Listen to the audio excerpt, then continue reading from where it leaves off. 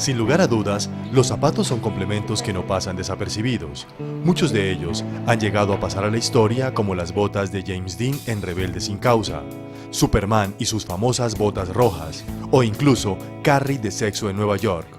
Marilyn Monroe, Madonna o Cameron Díaz son algunas de las rubias inmortales que han conseguido dar fama a muchos diseñadores y estilos de zapatos. Pero, ¿qué hay detrás de estas necesarias y algunas veces sofisticadas prendas que mueven parte de la economía del mundo?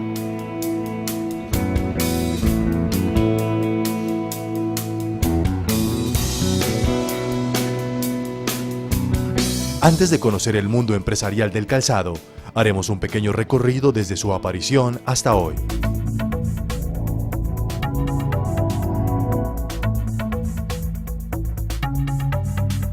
Hace unos 15.000 años, un hombre de la prehistoria quiso proteger sus pies del molesto suelo helado que le impedía caminar con tranquilidad.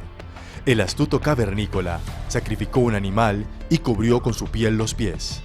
Con el paso del tiempo, utilizó materiales de mejor calidad como el cuero, fibras vegetales y tiras de esparto.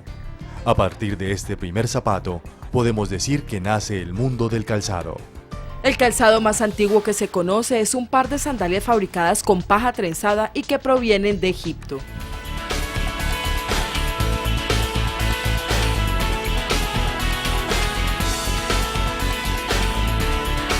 Durante el siglo XVII, el zapato se convirtió en Europa en una señal de nobleza. Los artistas comenzaron a crear zapatos de nuevos estilos para sus jefes. Los primeros zapatos vistos en la Europa moderna fueron utilizados en las cortes francesas entre los siglos XIII y XIV. Eran tan incómodos y pesados que originaban fuertes dolores en los tobillos.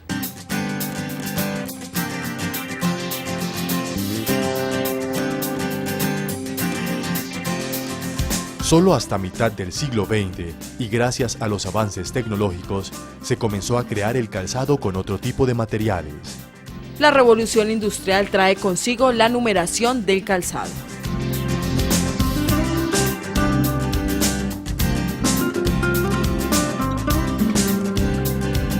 El calzado fue evolucionando a medida que el hombre desarrollaba su inteligencia, tomando otras finalidades que diferían un poco de la protección y resguardo del pie, convirtiéndose más en cuestiones de índole social y estética.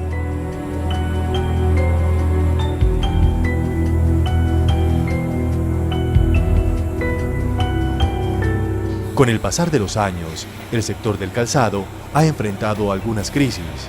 La primera crisis mundial, por ejemplo, ocurrió con la debilidad del dólar frente al euro y por la crisis financiera internacional que se derivó de las hipotecas en Estados Unidos, lo que ocasionó que el sector del calzado se enfrentara a un entorno más complicado y difícil.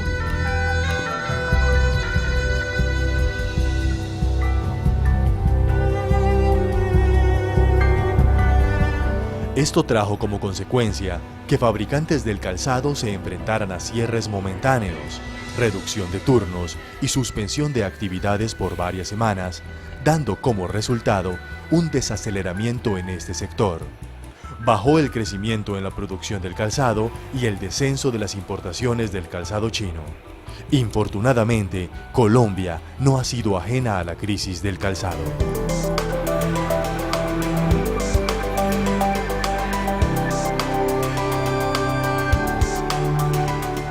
Sin embargo, y pese a todo lo que debe enfrentar el sector del calzado, hay empresarios que le apuestan a crear empresa y a aprender de las crisis para fortalecer sus productos. Este es el caso de Rómulo Marín.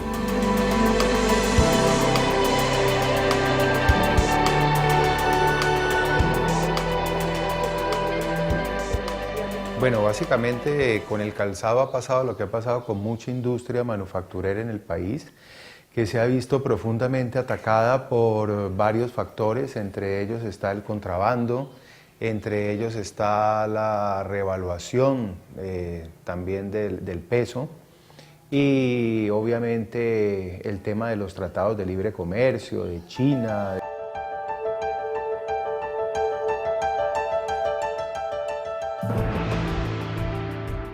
El TLC sí ha afectado el sector del calzado y muchos otros sectores de la economía, porque desafortunadamente las empresas colombianas no han hecho la debida reconversión industrial y la debida modernización para poder aprovechar efectivamente esos tratados de libre comercio. No somos aún lo suficientemente competitivos para poder sacarle el provecho que podemos sacarle a todos los tratados de libre comercio.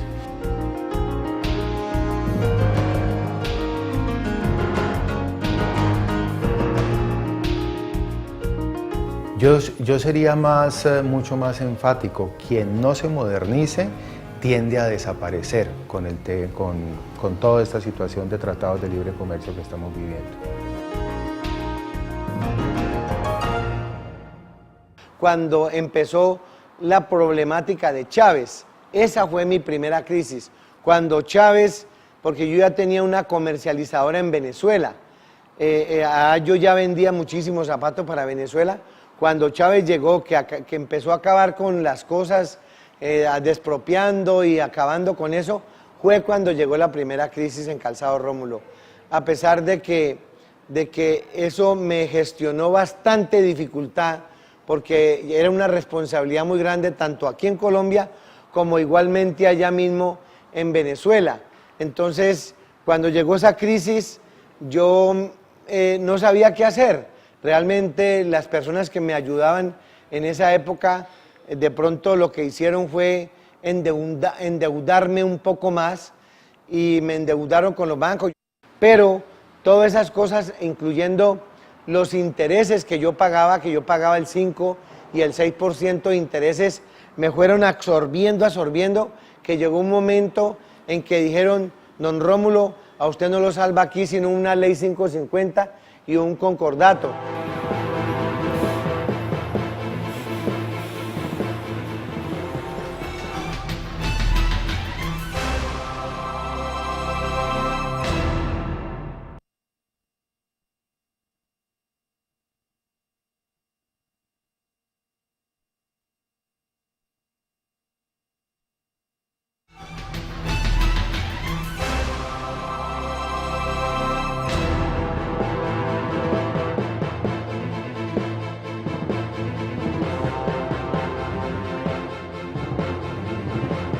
Cuando empezó la problemática de Chávez, esa fue mi primera crisis.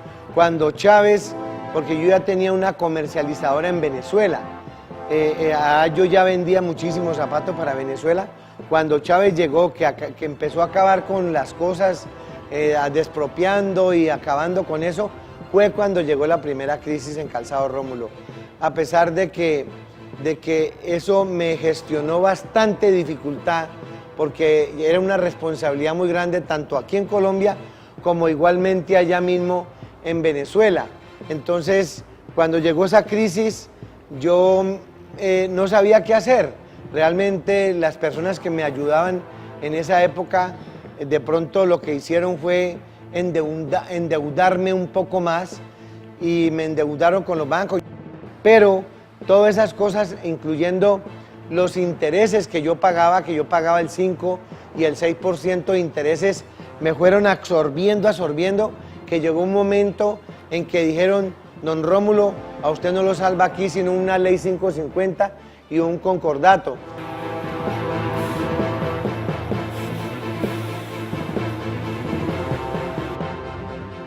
Yo llevé el almuerzo a un zapatero. Empecé porque una señora veía que yo me la pasaba andando en la calle porque el estudio muy poco me gustaba, y la señora me dijo que si quería ganarme el almuerzo llevándole el almuerzo al esposo de él. El señor se llama Abraham alias La Paila, le decían en esa época al señor. Yo aprendí allí porque mientras él almorzaba, yo iba sacando tachuelas de los zapatos, y la verdad que me pareció gracioso.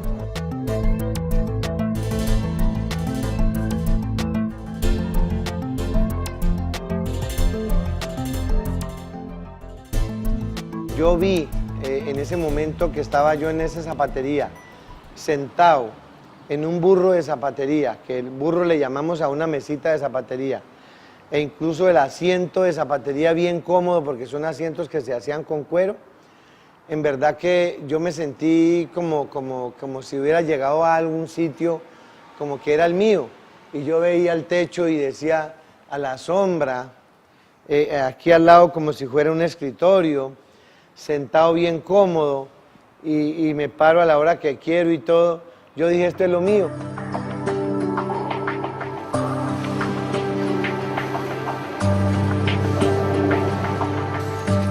Y entonces, desde ahí empecé yo a sentir de que la zapatería era lo mío, por las amenazas que mi mamá me mantenía diciendo que a mí me iba a tocar abrir chambas y cosas por el estilo, y entonces eso yo creo que fue lo que más me aferró a lo que verdaderamente me parecía que era mi salvación, es la zapatería. Yo ya formo empresa después de haber aprendido de pronto la zapatería.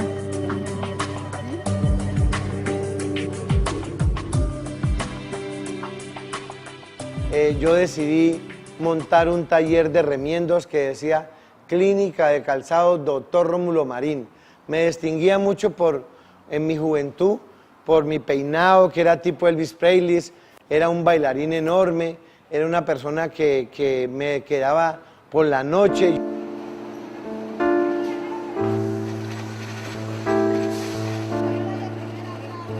Yo realmente trabajando en las zapaterías, y entonces monté mi taller de remiendos porque mi hermano murió y pareciera que me hubiera dado como ese sentir, ese pensamiento de que me podía ayudar desde allá arriba porque me había dejado la obligación a mí solo, porque casi que yo fui el que me tocó tomar la decisión de la obligación. Monté empresa de remiendos y poco a poco fui creando un taller de zapatos de niño, y eso fue haciendo de que se fuera formando la primera empresa de calzado Rómulo, nació del tallercito de remiendos.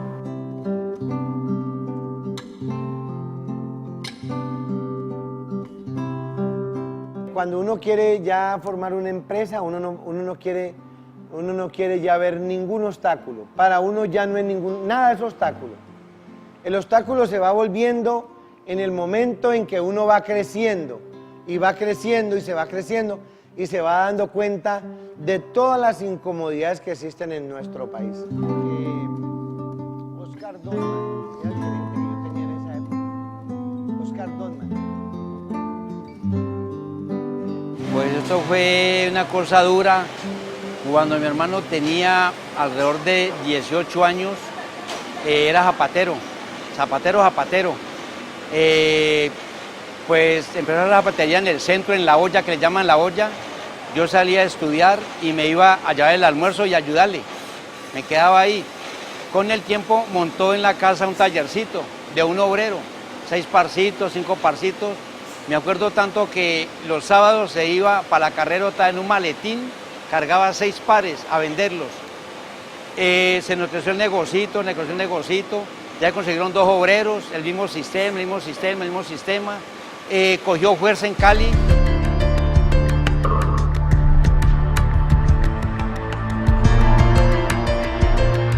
Eso es un Pía 147 modelo 74, que nos íbamos a veces para el sur, Popayán, El Bordo,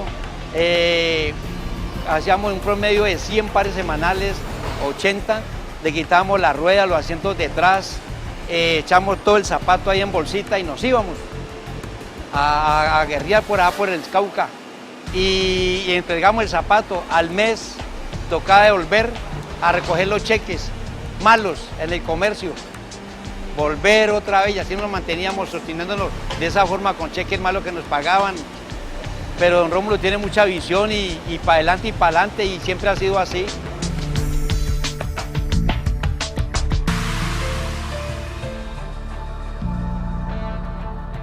Cuando yo ya llego de pronto a tener mi taller de zapatería, el taller de zapatería creció con lo que le dieron a mi mamá de pronto de lo que le tocó de mi hermano. Me compró una maquinita de guarnecer, compramos una máquina de guarnecer, y de antemano esa máquina de guarnecer fue la que hizo prosperar.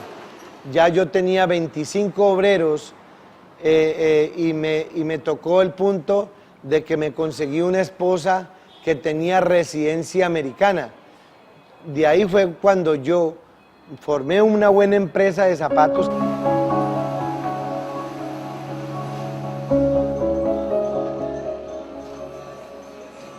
Después de estar yo en los Estados Unidos 5 años, fue cuando yo regresé a Colombia y ya volví ya con una mentalidad empresarial muy inmensa, de la cual yo quise, por decir algo, llegar a hacer 1000 pares diarios. Esa era la meta que yo había traído de allá para acá. Allá no conseguí sino experiencia, capacidad mental. Allá fue donde yo aprendí a las cosas de los negocios, qué era un TLC, qué era competencia.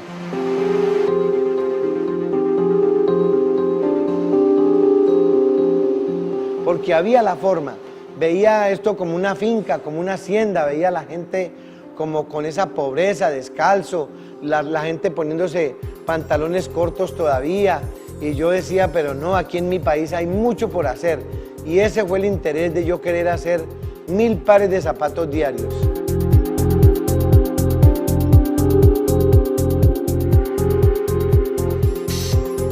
La primera crisis llega ya cuando yo he tenido una empresa grande, ¿cierto?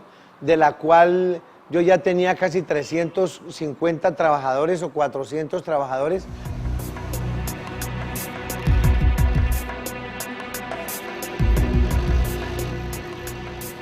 La crisis fuerte fue la que inició en el año 2001 hasta el año 2004. Esa fue una crisis muy fuerte. Las otras han sido crisis temporales de diferentes índoles, pero aquella que fue una crisis económica donde prácticamente nos quedamos sin patrimonio la compañía, esa fue tremenda.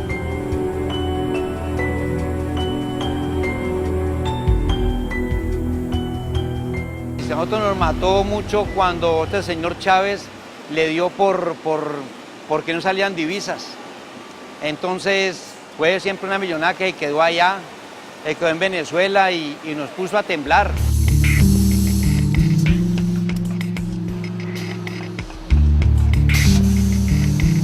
Bueno, recuerdo esos momentos bastante difíciles, donde en un momento dado me tocó jugar hacia 4 puestos, ocupando la dirección comercial, ocupando la dirección de desarrollo de producto, ocupando la parte también de compras, de producción, atendiendo proveedores.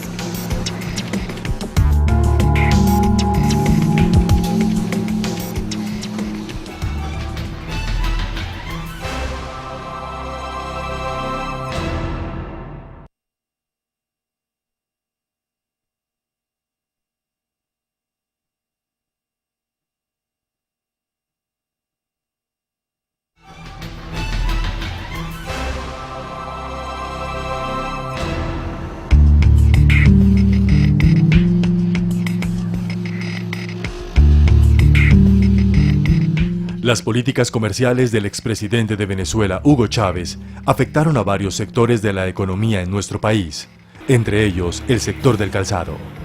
Vimos un potencial comercial. Cuando incursionamos en Venezuela fue una entrada fantástica, pero realmente llegó esas nuevas presidencias y realmente nos estoquearon, voltearon todo, perdimos mucho dinero y digamos que haber nosotros invertido hacia allá nos llevó un poco a tenernos que poner un poco en crisis aquí en Colombia.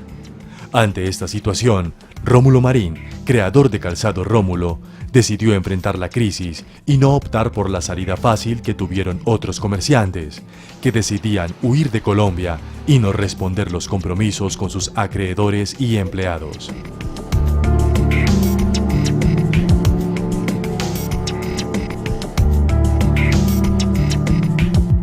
Yo no tenía ni idea qué era Ley 550 ni qué era concordato debido a mi falta de estudio. Yo conocía todo lo que era la temática de zapatos, pero de contabilidad nunca me he preocupado, ni lo que tiene que ver con números ni cosas financieras, porque yo he sido más una persona de producto. Entonces cuando llegó esa crisis me tocó meterme a Ley 550 y concordato, pero no me dejé de pronto desmotivar porque mucha gente me decía de que por qué yo no me volaba. Era una de las cosas que más habituaba el fabricante de zapatos en nuestra época. Y entonces lo primero que hacían era que recogían algo de plata y se iban para otra ciudad o se iban para otro país, se volaban. A mí me decían que por qué yo no me volaba, porque lo que a mí me estaba pasando no era algo fácil, pero yo tenía una cola que eran 10 hijos atrás. Tenía 10 hijos y tenía mucha familia, y lo que yo hacía de pronto en decir, me vuelo, yo decía, pero ¿qué voy a hacer con mi familia? Yo dejo mi familia acá pagando los platos rotos, yo no podía hacer una cosa de esas, porque incluso yo tenía residencia americana. Cuando yo llegué aquí era residencia americano.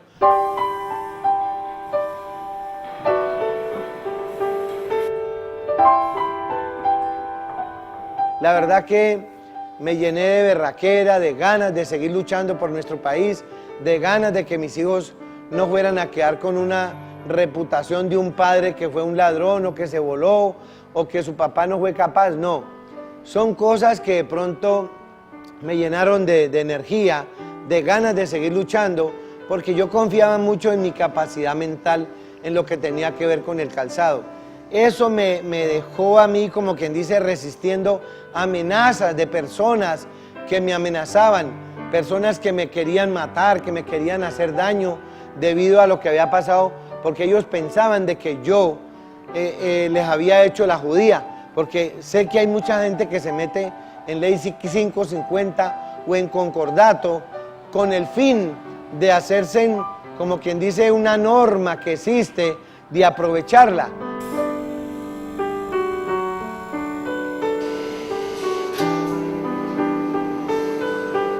La verdad que yo lo hice casi que inconscientemente, me metí en ley 550, pero sin la idea de ir a engañar a nadie ni a tumbar a nadie, porque cuando yo me fracasé, a muchos de estas personas que me prestaban al 10%, al 6%, al 5%, yo lo que hacía era pagarles con una camioneta, con un carro, con propiedades, con muchas cosas que yo tenía en mi época, me tocó que entregarlas. Yo creo que le puedo decir esto, yo quedé a pie, me dio pesar mis hermanos que me tocó quitarles el carro para entregárselo a la gente, propiedades, casas donde vivían mis hermanas.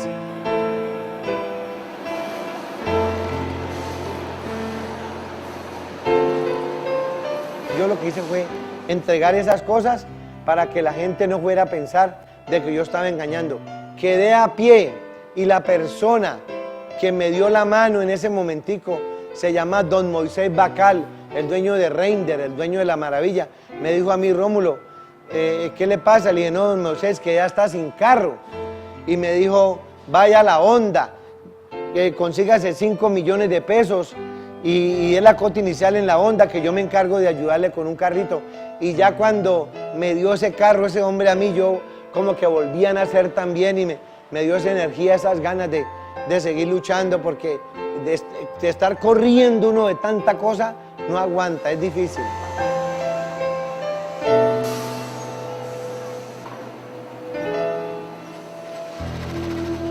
Yo le decía a mis empleados que indiscutiblemente realmente había una gran posibilidad de sacar adelante a la compañía, de que pudiéramos realizar grandes esfuerzos, sacrificios y volver a retomar ese rumbo exitoso que tenía la compañía.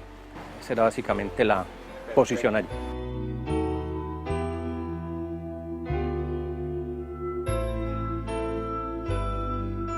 Dentro de la fábrica uno vive unos procesos y realmente yo había estado al cargo de la compañía durante todo el periodo previo.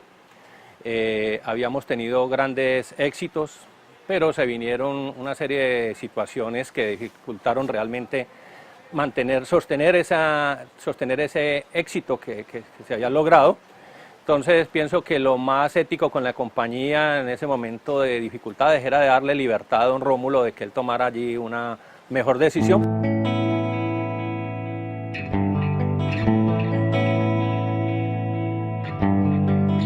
Don Rómulo realmente me da un espaldarazo de confianza. y me da, digamos, los ánimos para continuar adelante con la compañía, que personas que realmente tienen una claridad de conceptos no se van tirando del barco a la primera dificultad, y realmente me animó en todo momento a continuar adelante con la compañía, y de esa manera, juntos y con el apoyo de otras personas que aquí llegaron, pues logramos realmente sacar adelante la empresa.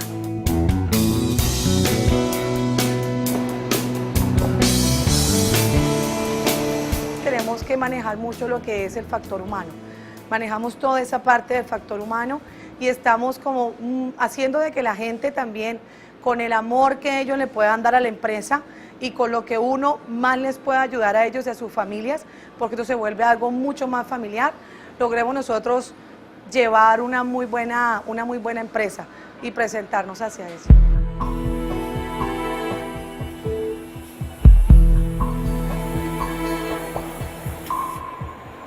Nosotros siempre tuvimos mucha confianza en el producto que desarrollábamos,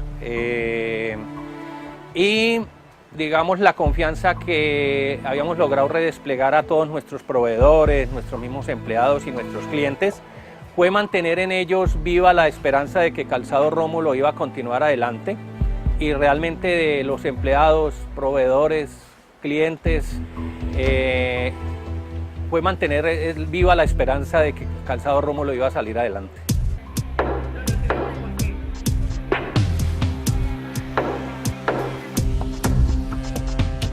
El ambiente laboral, hubo mucho apoyo, de verdad que la gente comprendió, los clientes también nos apoyaron mucho, todo lo que fue nuestra parte interna y externa, todo lo que fueron las partes de nuestros clientes. Hubo mucho apoyo, ellos siempre se concientizaron de lo que nos estaba sucediendo y nos apoyaron.